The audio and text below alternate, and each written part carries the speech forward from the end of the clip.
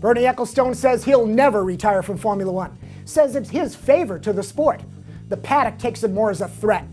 At the Tour de France, they're checking for motors hidden in the bicycles. So now I have to cover this crap as motorsport?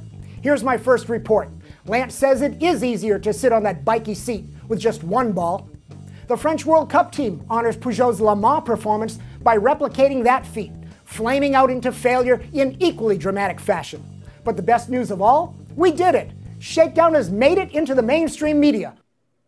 I think it is a tragedy of the first proportion that a private corporation can be subjected to what I would characterize as a shakedown. All last week, all I heard on the TV was shakedown. So thanks, President Obama, thanks BP, and thanks Republican Party for invoking shakedown as the talking point against the $20 billion trust fund that BP committed to Barack and the American people to pay for that Gulf disaster. Shakedown's in the news. What? They're stopped saying that? We're out?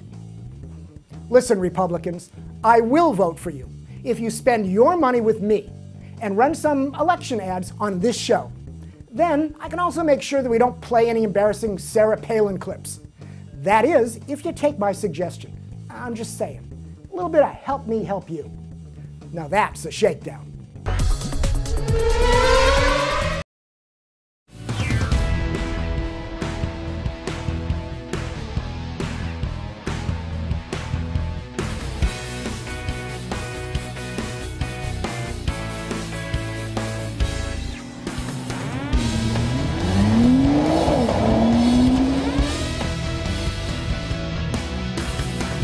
Exclusively at autostream.com/yoparts.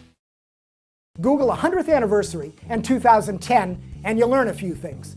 It's the 100th birthday for America's Boy Scouts, the Canadian Navy, Mark Twain's death, Montana's Glacier National Park, and International Women's Day, which to me simply means another 100 years of my wife telling me to take out the trash, put down the toilet seat, and stop downloading all those MotoGP grid girl pictures. But the best 100th anniversary is Alfa Romeo's. So let's take a look at some of the coolness that they've brought to racing. But rather than drone through all the historical details, let me point out to you 6 videos hidden on YouTube titled Alfa Romeo Racing History by Integrale Vestito. Great info, greater images. But here, let's put Alfa racing into a short attention span perspective. When Alfa was born, it immediately started racing, so the sport's in its blood. 100 years of racing, who else can say that? Horses? Alfa has won in almost every major category. F1, 5 world championships. Le Mans, 4 in a row in the 30s. DTM, 4 championships in a row, 2000 to 2003. In Rally, in F3, all winners. Alfa also ran IndyCar in 1989 to 1991. And this is the category where they did not win. But really, they were trying with a discarded Ferrari engine design that Fiat threw at them. Alfa has been home for some of the most fantastic names in racing. Enzo Ferrari started at Alfa, first as a driver, then a successful team manager. In fact, the iconic prancing horse Crest made his debut on the Enzo-managed Alfas. Other famous Alfa associations, Juan Fangio, Tazio Nuvolari, Mario Andretti, Niki Lauda, Bernie Ecclestone's Brabham team, the Benetton brand, which entered F1 with Alfa, Martini and Rossi, and of course, the race cars themselves, with creative did-you-knows like these. To maintain its winning ways versus the 30s German Mercedes Auto Union Blitzkrieg, Alfa tried this 1934 Bimotore car with, yes, 2 8-cylinder engines, one in the front and the other behind the driver. Alfa also built their own mid-engine design, the Type 512, but it never raced.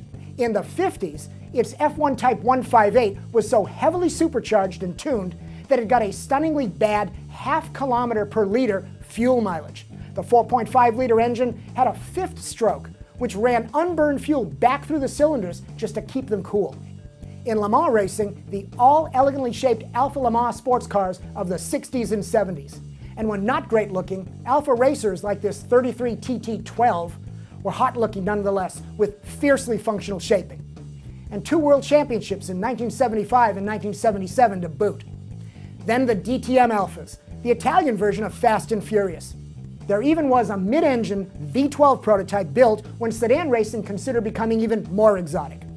So on this 100th anniversary, Next time you rattle off a list of racing brands, before you stop at Porsche, Ferrari, Lotus, McLaren, Corvette, make sure you put Alfa Romeo on that list.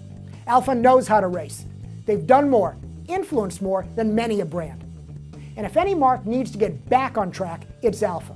The 8C Competizione would be a great start. They already have the grid girls rehearsing.